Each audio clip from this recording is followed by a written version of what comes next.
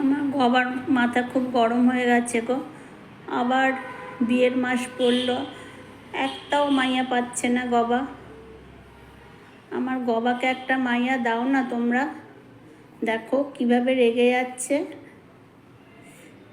4 বছর বয়স হবে, বুড়ো হতে চললো, আর কবে বিয়ে করবে বলো?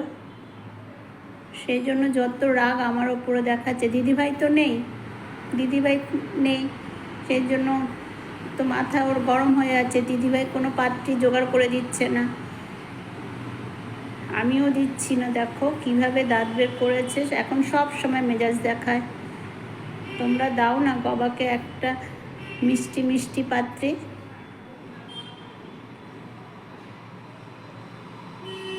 কি মেজাজ দেখো, সব সময় এখন রেগে যাচ্ছে, ঠিক মতো খাচ্ছে না।